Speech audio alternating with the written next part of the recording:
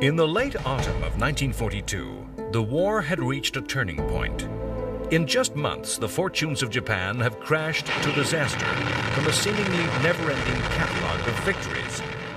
Only months before, thousands of American troops surrendered as the Philippines fell. Thousands of British Empire troops passed into captivity as Japan won a dramatic victory against the imperial fortress of Singapore. Japanese power had come to dominate the Western Pacific and Southern Asia. Japanese troops threatened India, the jewel in the crown of the British Empire. With the naval battles of first the Coral Sea and then, most decisively, Midway, the balance of power in the Pacific moved into America's favor.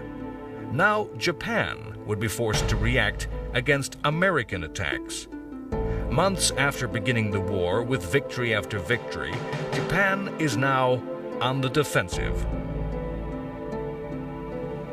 In the Arctic Ocean, a sea battle no less vital than that of Midway is fought as convoys carrying supplies to the Soviet Union fight their way through ice, storms, and constant German attack.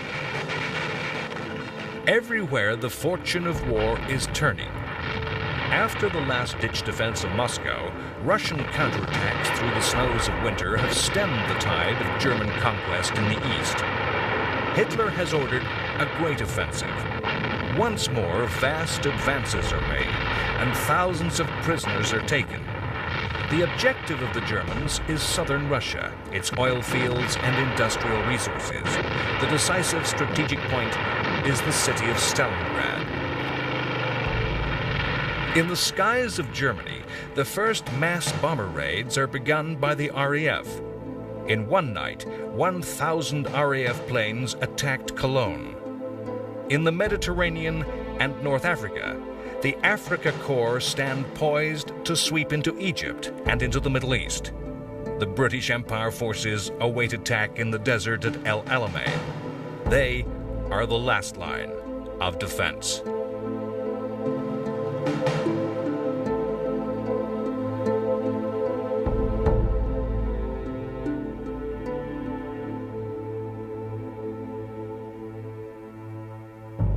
The war in the Western Desert was characterized by huge movement, with armies covering vast distances.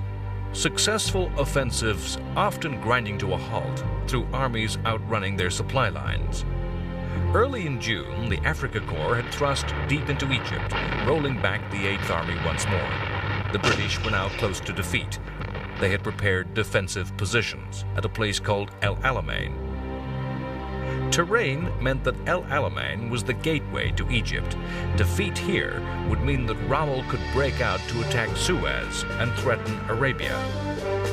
As the British troops awaited attack, British bases in Egypt were evacuated.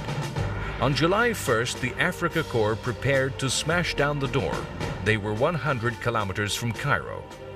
Their radio station made a propaganda broadcast. They told the ladies of Cairo to be ready for them tonight. The battle that followed, what was to become known as the First Battle of El Alamein, will be forever the subject of historical debate. Were Rommel's forces completely exhausted and out of supply, or was a brilliant last-ditch defense organized by the British General Auchinleck? The narrowness of the front, the lack of supplies, the well-prepared static defenses resulted in Rommel being stopped. Both sides came to a halt.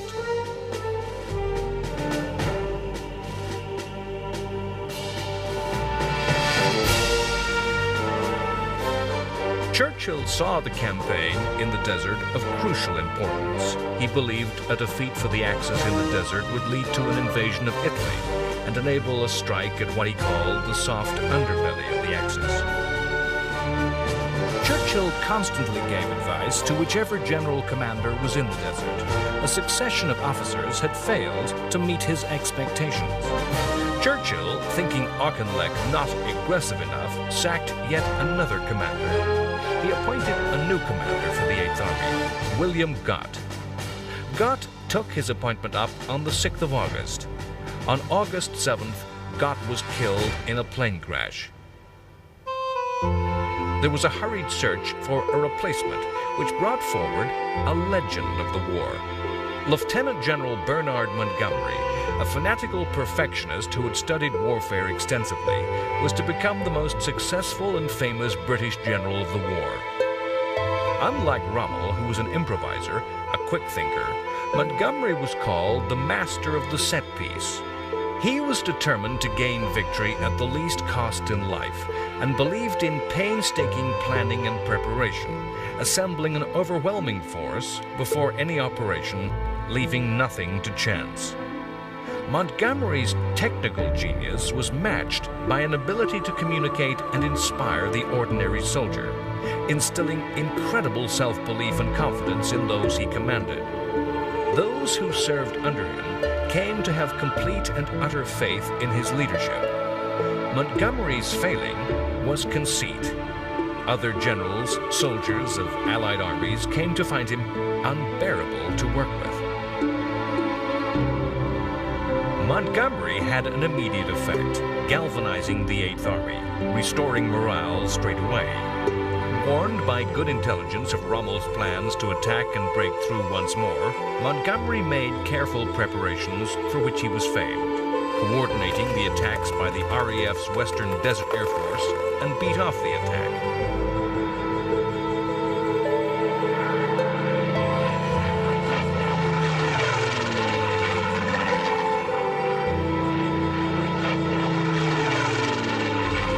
Montgomery promptly began planning for a long set piece that would win the Desert War.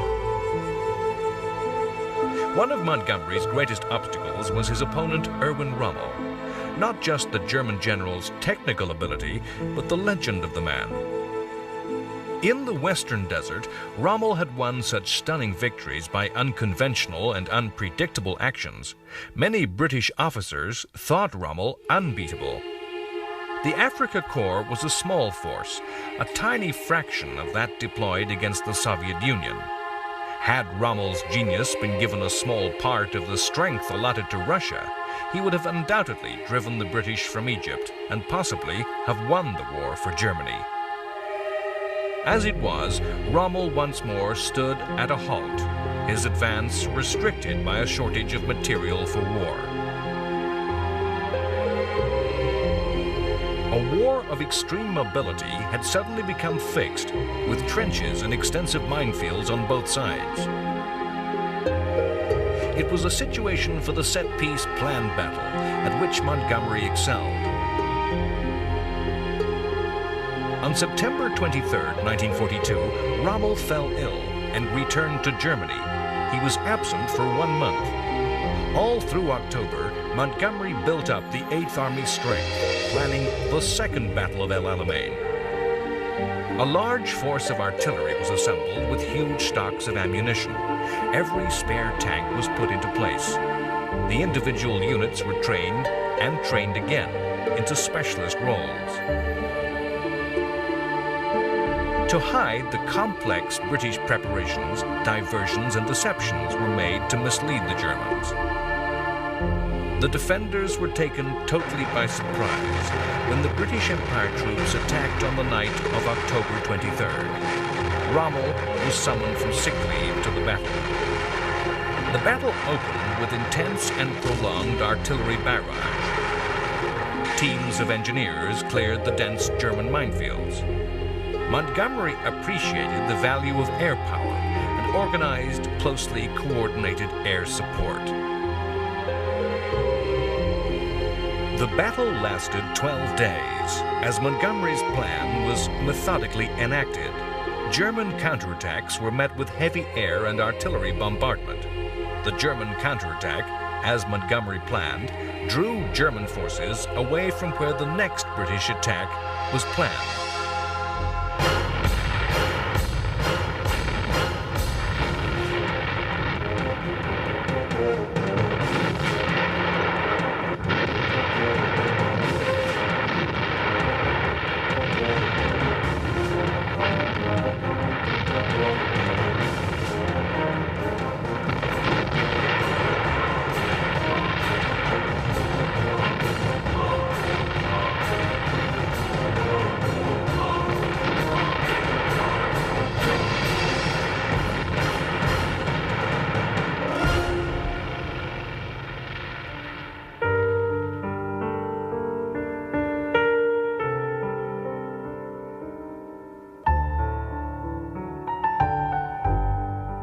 30,000 German prisoners were taken. The remainder of the Nazi army fled in retreat across Libya. This second Battle of El Alamein lasted 12 days and was just one of any number of battles in the war. But the effect of the British victory was electrifying. For the first time, German forces had been defeated in a strategically decisive confrontation. The German war effort in North Africa would not recover. Churchill was to say, "This is not the end. It is not even the beginning of the end. But it is perhaps the end of the beginning." War brings innovation in weaponry and tactics. One of the most lasting inventions of World War II is not a weapon, but a way of fighting. The war in the desert, in the vast spaces that existed behind the front lines, new types of units were deployed. The British armies formed a group which carved out a special place in military history, the Special Air Service Regiment. The SAS remained unseen to the regular army.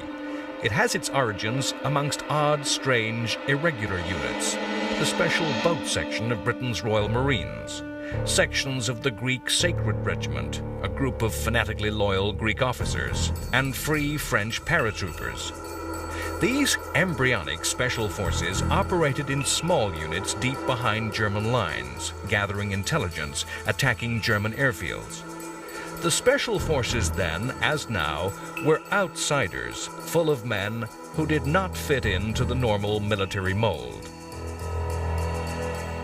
The numbers of the war were slowly turning against Germany as more and more forces came into action against them.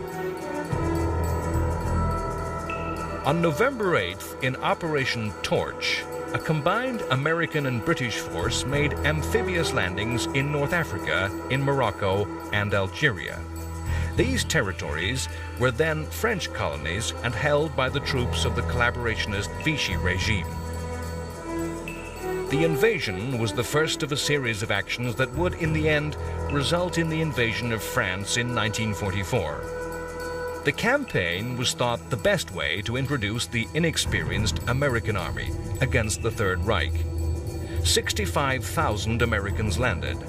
The overall command of the operation was under the direction of American General Dwight Eisenhower.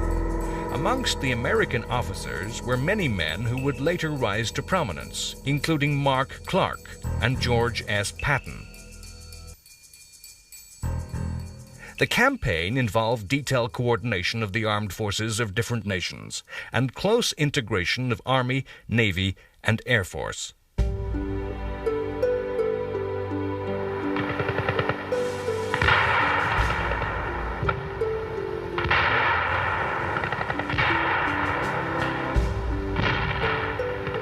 It was not the second front that Stalin had demanded of his Western allies, but it still worked to relieve the pressure on the Russians. The attack increased pressures on Rommel, attacking his rear. The campaign ran into complicated politics of Vichy France, of conflicting loyalties. Some French commanders went over to the Allies, some fiercely resisted. The capture of Algiers cost the lives of 1,400 Americans and 700 French. Some French both refused to surrender and refused to fight. The remains of the French Navy stationed at bases in North Africa chose to scuttle itself. The Axis responded by pouring troops into North Africa. Rommel found the fighting on this second front difficult, the Italians restricting the German freedom to respond and use their great strengths of mobility. The terrain was unlike that of Libya and Western Egypt, difficult and unhelpful to mobile warfare. A result of North African landings was an end to the supposed freedom of Vichy France. The German army occupied southern France, bringing their domination to the whole of French territory. Their aim was to protect the country from British and American invasion. The Second Battle of El Alamein and the arrival of the Americans moved the war on North Africa into the endgame. Elsewhere in the World War, new campaigns were opening. On August 7, 1942, U.S. forces attacked the Pacific island of Guadalcanal. Since the Japanese invasion of the Philippines, the armies of the Japanese Empire and America had not met. The fighting on Guadalcanal, a remote and tiny British colony, part of the Solomon Islands archipelago, was to be lengthy and bloody. 19,000 U.S. Marines and a naval force of 3 aircraft carriers made the first assault. The aim of the U.S. was to prevent Japanese expansion southwards. The Americans landed unopposed, but the Japanese responded, sending a bomber attack and a strong naval force. The threat of air attack forced the U.S. carriers to withdraw, and the naval force defeated the U.S. ships. With command of the sea, Japan landed troops on the island. The battle was to drag on for months. The U.S. Marines captured and held the island's airstrip. U.S. construction battalions, CBs, labored under fire to build and maintain the field as operational. As a result, a small U.S. Air Force flew from the island itself. Hand-to-hand close infantry action on the island was matched by a series of powerful naval battles. Over the months, the numbers fighting over the small patch of earth escalated. At the start of the campaign, in August, the United States landed 10,000 of its intended garrison. The Japanese had just 2,000. By mid-November, 29,000 Americans were opposed by 30,000 Japanese. Mid-November saw a titanic sea battle, what became known as the Battle of Guadalcanal, as a Japanese invasion force with massive reinforcements was intercepted by the U.S. Navy and Air Forces, some taking off from the island's own airfield whilst under fire from massive battleship guns. 2 huge Japanese battleships were sunk. American aircraft fought past Japanese defenses and attacked the transport ships. The destruction of Japanese naval superiority in the area was the key to eventual victory on land. Following the battle in mid-November, Japan could only supply its troops by submarine. By December 1st, American forces stood at 40,000, the Japanese 25,000. As 1942 turned to 1943, U.S. forces numbered 50,000 well-supplied troops against dwindling Japanese running out of supplies. At the end of January, the remaining Japanese slipped away, leaving the Americans in command of Guadalcanal. The cost was high to the U.S. A carrier and many smaller ships sunk.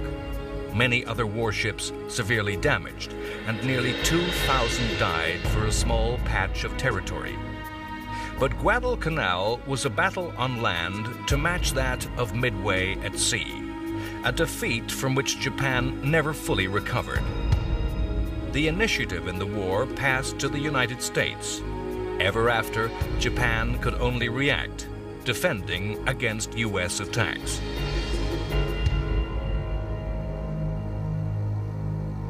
All through 1942, in Burma, the British had been fighting what was to become one of the least known campaigns of the war. The British army that fought in Burma came to call themselves the Forgotten Army. To call the army that fought this war a British army would be wrong. The majority of the soldiers were Indian, but also present were the distinctive native peoples of Burma, the Burmans, the Karens, the Kachins, the Nagas and the Chins, plus Chinese and Gurkhas, and black soldiers from East and West Africa. Terrain determines the nature of warfare. Burma offered a diverse landscape that made for warfare of a dramatically divergent nature. Fighting took place in dense, steaming jungle, in mountains, on wide plains that were suited to tank action, on large rivers, in coastal waters.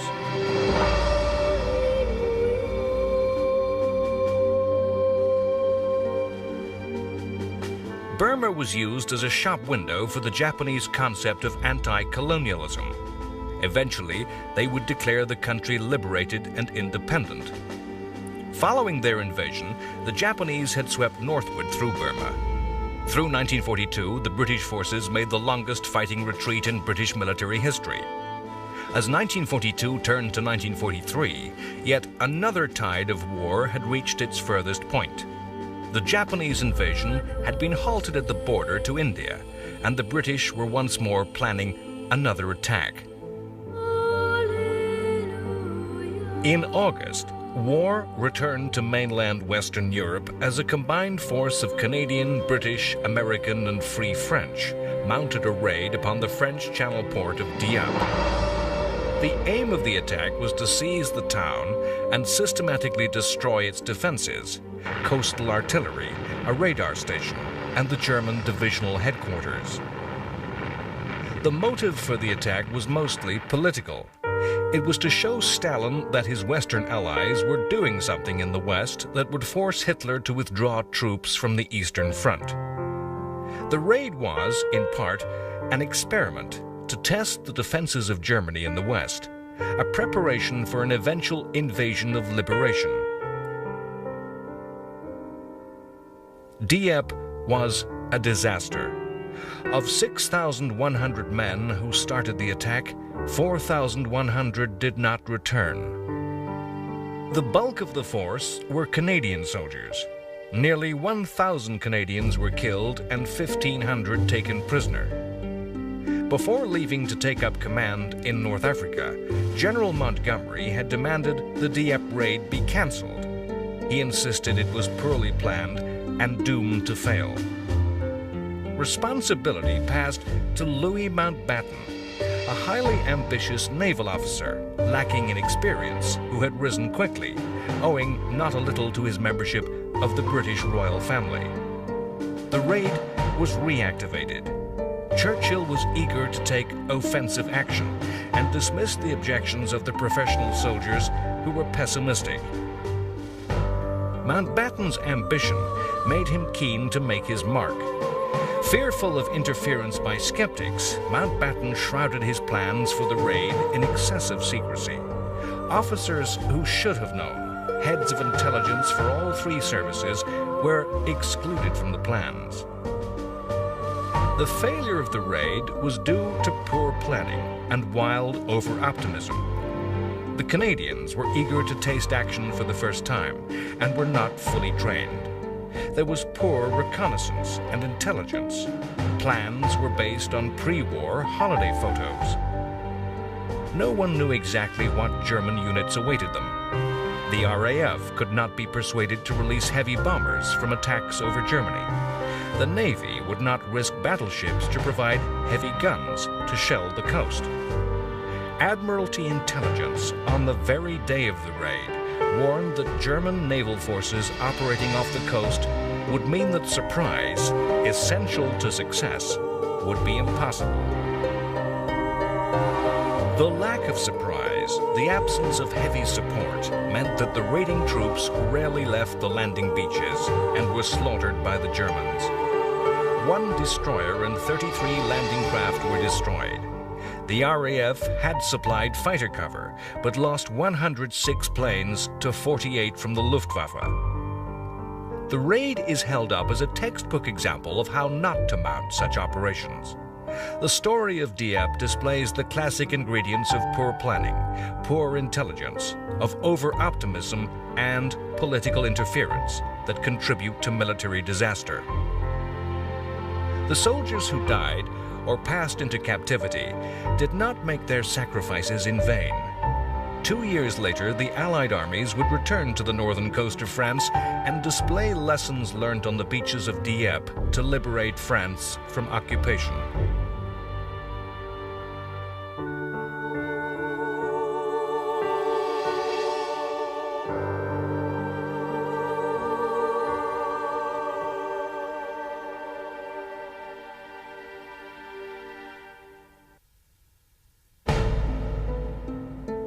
This is a secret film shot in Paris.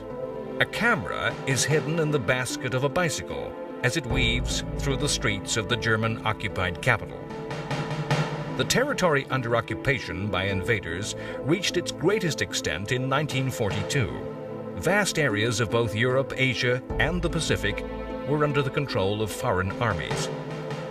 The experience of occupation, whether harsh or benign, the attitude of the occupied, whether of resistance, acceptance, or open collaboration, varied widely across the different countries, cultures, and societies that endured defeat and subjection.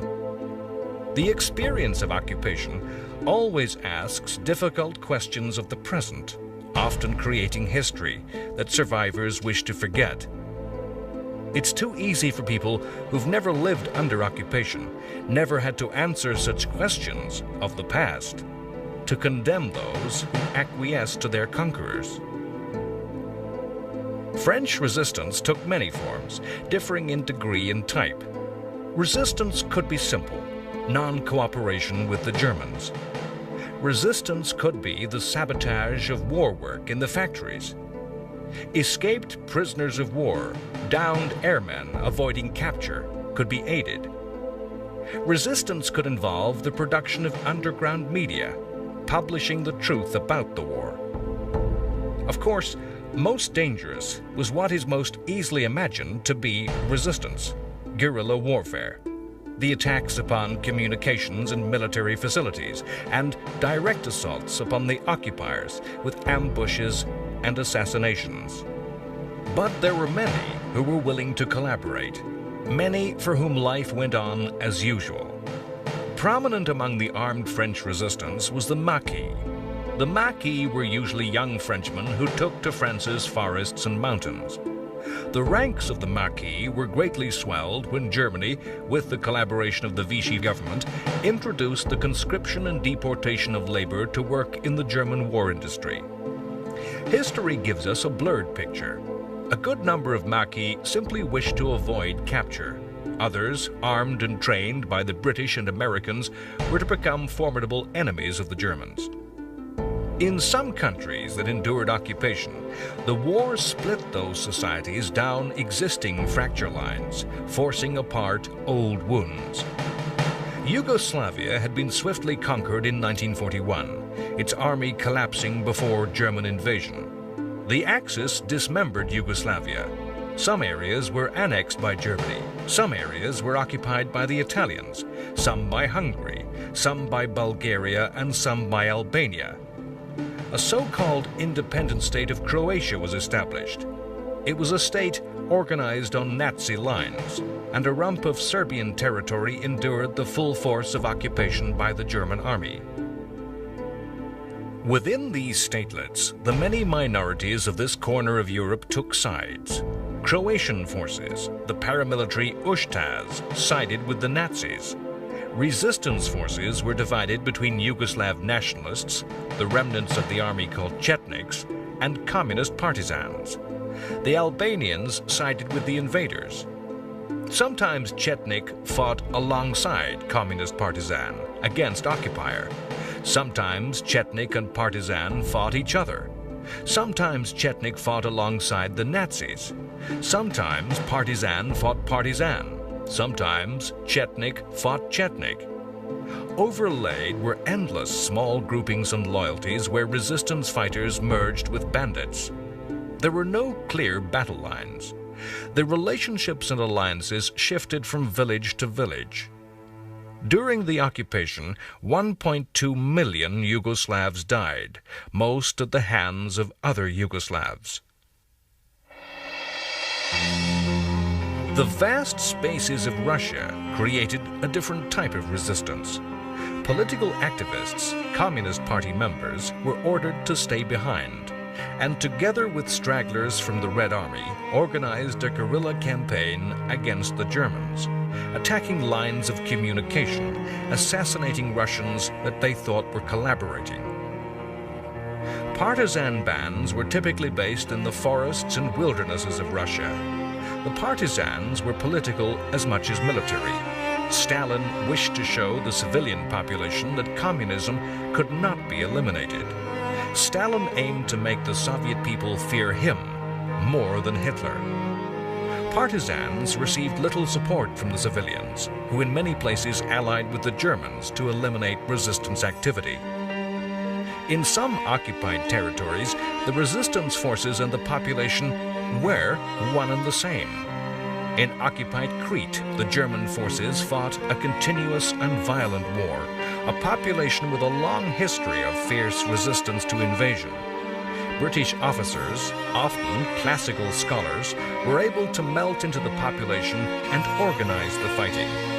The population bore the reprisals, the massacres, as part of war. At the other end of the spectrum, some states preserved civilian lives and the structure of their society by simply accommodating the occupiers. Denmark geared itself to supporting the German war effort and in return retained Danish control over much of the administration of German affairs.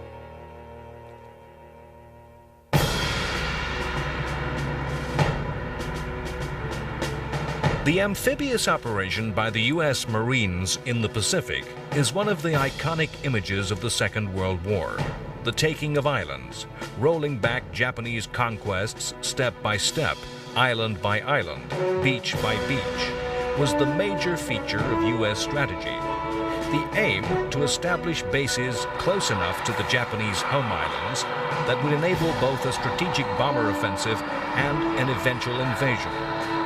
The amphibious attack, with Marines storming ashore a beach with support from carrier aircraft and the heavy guns of battleships, then to slowly, painfully drive tenacious Japanese from prepared positions, was but one side of the U.S. strategy. Second was an offensive by U.S. submarines.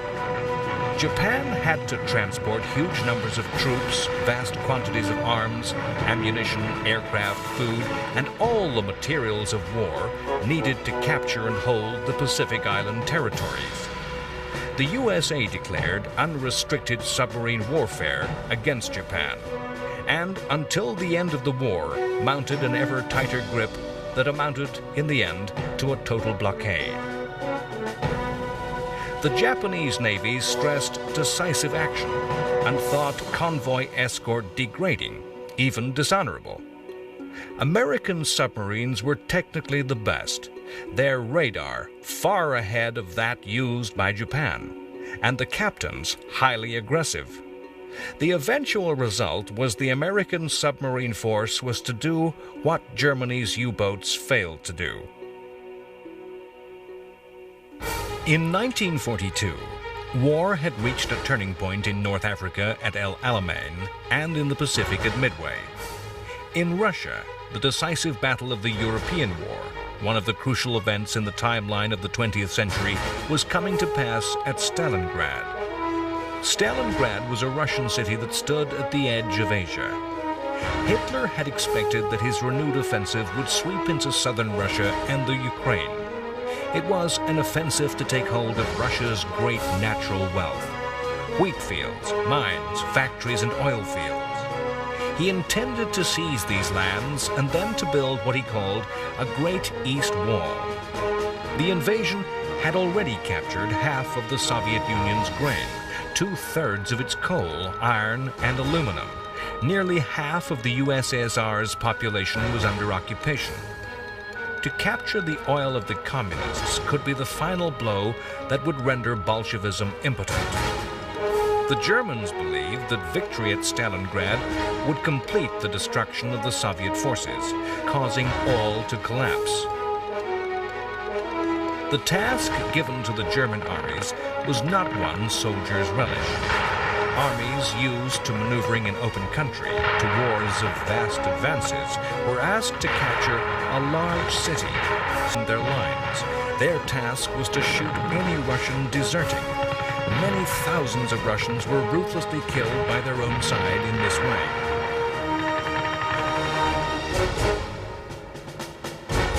The thrust of Stalingrad had produced a great dent in the front line between the two armies, with Stalingrad at the apex. To reinforce the attack on the city, elite German troops were withdrawn from the sides of that dent. Their places were taken by weaker Romanian, Hungarian, and Italian units. It was to be a crucial mistake by the Germans. The fighting was street by street, room by room, house by house. The front line, a doorway, a corridor, a ceiling. the lines of supply, staircases, sewers, and chimneys. The Germans ground the Soviets back and back, and eventually by November 19th had encircled the city completely. But on that same day, a massive Russian counterattack began. The Romanian armies protecting the Germans collapsed, and 7 days later the Russian armies met, entombing the German Sixth Army. The besiegers were besieged. Hitler ordered the Sixth Army not to attempt a breakout, and ordered a break-in by German forces. The Luftwaffe promised to keep the German army supplied from Africa. The break-in was not strong enough. A grim and desperate siege began. The fighting over the coming weeks was to determine the outcome of the war in Europe.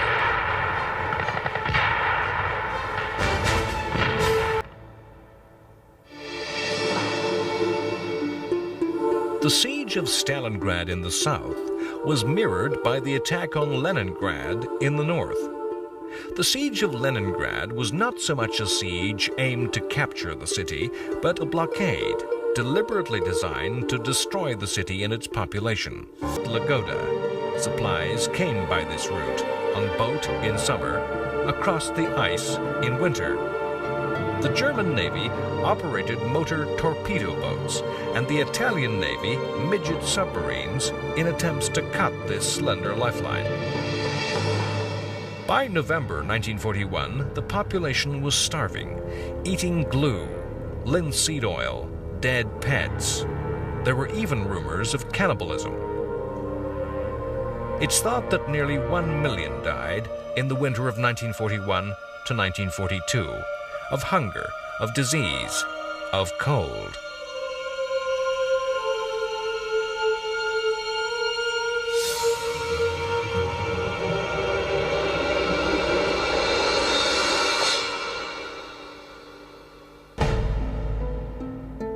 Now, in the summer of 1942, heavy siege artillery was brought to bear and extra Luftwaffe planes deployed in an attempt to physically destroy the city and kill all defenders. Leningrad refused to die, refused to give in. The numbers were moving against Germany. Russian reinforcements were gradually brought to bear against the Germans in Leningrad. In early January, a Russian offensive broke through and joined up to lift the siege.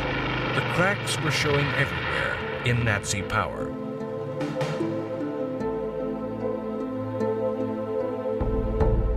It has been said that the war actually stimulated a second industrial revolution in the Soviet Union, bringing industry to new areas, to the underdeveloped east of the country, stimulating and mobilizing the exploitation of the country's vast resources. That second Russian industrial revolution was the worst of bad news for the eventual fate of the Germans. German industry was still geared to peace, and so the Germans needed to win quick and decisive victories. Until 1942, when it became clear that Russia would not be defeated quickly, Hitler had directed that the war should not alter civilian living standards. It was not until the spring of that year that Germany began to implement the changes to the economy that Britain and America had forced on their populations, conscripting older men and married women into industry to release men for the armed forces, issuing directives that controlled industry, focusing upon maximum war production. The Arctic Sea convoys to the north of Russia were matched by supplies which entered through the south, through Iran, then more usually known as Persia. Ships from America would dock in southern Persian ports, and convoys of trucks would carry the supplies to the Iranian-Soviet border. In August 1941, Britain and the Soviet Union invaded Iran to guarantee this supply line, effectively deposing the pro-Nazi Shah and installing his pro-Allied son. Nearly a quarter of all supplies sent to the Soviet Union during the war came by this southern route. Everywhere, The war of numbers was beginning to move against the Axis powers. In attacking Russia while simultaneously fighting America and Britain, Hitler was making assumptions upon the quality of his forces and their weapons. Hitler believed that Germany could beat superior enemies by merit of being better soldiers armed with better weapons. Russia had a vast pool of manpower in space and rapidly mobilized to outproduce the Germans. By 1943, Germany was losing the war of quantity, and as the war progressed was in many areas to lose that war of quality. The definitive weapon of the land was the tank. The new techniques of armored warfare defined the way World War II was fought. Russia was, in fact, to produce the best tank of the war, the T-34. It was produced in vast numbers, and along with the vast numerical advantage enjoyed by the Soviet forces, its superior performance was a key ingredient of growing Russian success. The air war in the East was, in general, fought as an adjunct to the land war. Very few raids were made by either the Axis or Soviet forces which were not made in support of ground attacks. The giant strategic bombing raids made against industrial towns were unknown. 1942 was the year in which those strategic bomber attacks began to hurt the Third Reich. Already the RAF had mounted the first 1,000 bomber raid. In August 1942, the United States Army Air Force entered the campaign, mounting its first attacks in Europe.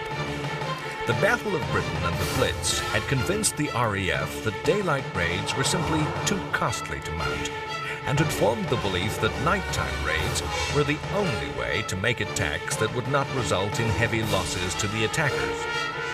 Precise bomb aiming was impossible at night, so the RAF made area attacks aimed at a city as a whole.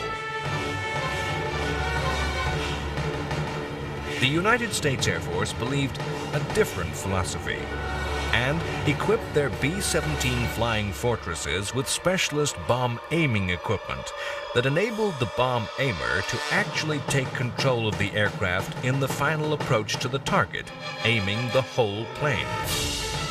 The bomb aimer was supposedly able to scientifically calculate all the factors that affect a bomb in freefall, such as weather and wind, to drop the bomb with devastating accuracy.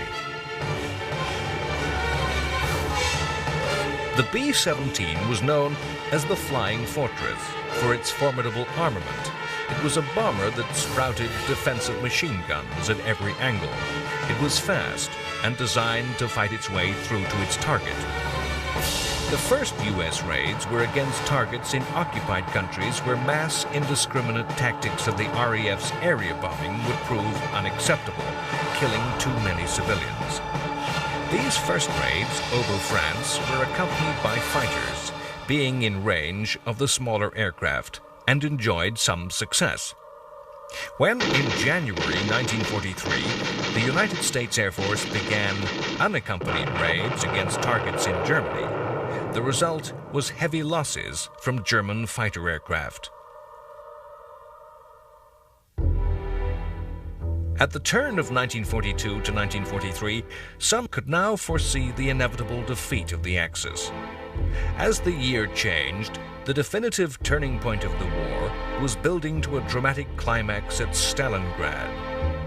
All through December and January, the German Sixth Army was smashed, captured inside an ever-decreasing pocket. As the perimeters collapsed and contracted, the airfields upon which Nazi defenders depended for their supply gradually fell into Russian hands. Wounded lay in the open day and night, often surrounded by a pool of frozen blood. The soldiers still fighting did so with fatalistic hopelessness.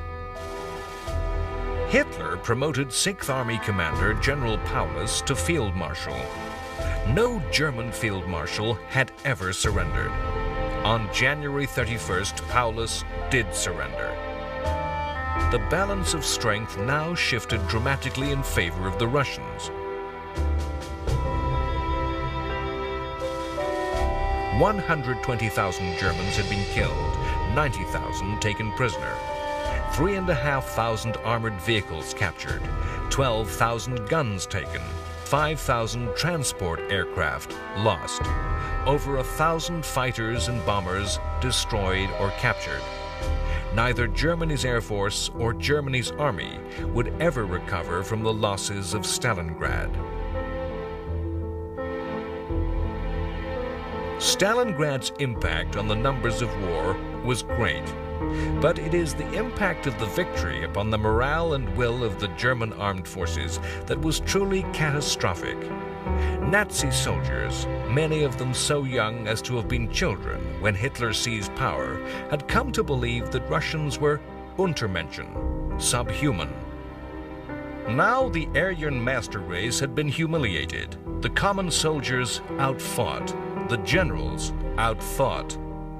The legend of the unstoppable blitzkrieg machine lay shattered in the rubble and snow of Stalingrad.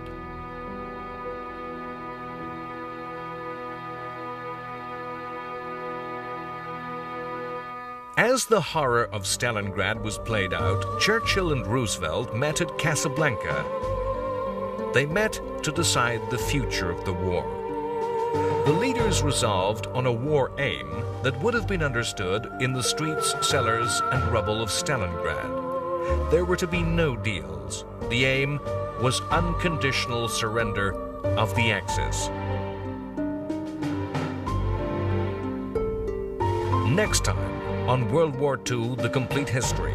Across the world, the forces of the Axis are in retreat. In North Africa, Rommel is overwhelmed by the Allies at the Battle of Kasserine Pass. The Germans are pushed into Sicily and then onto the mainland of Italy. Italy surrenders and Mussolini is deposed and imprisoned. Italy becomes another occupied country and a savagely disputed battlefield as Allied forces fight their way up the peninsula. It's a year of combined operations at Palermo, Salerno, and Anzio. At sea, the Battle of the North Atlantic turns in the Allies' favor as the German U-boats are driven from the seas by even more powerful attacks.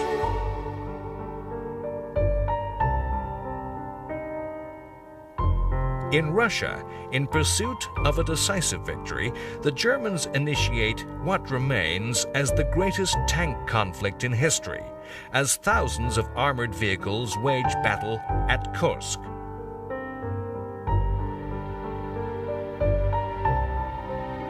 The United States Army Air Force and Britain's Royal Air Force subject the Third Reich to incessant aerial attack by night. The sledgehammer of the RAF pounds cities to dust. By day, the surgeon's knife of the US AAF attacks the heart of the Nazi war machine. All over England, the forces of America and Britain gather in preparation for the invasion of Western Europe, for D-Day.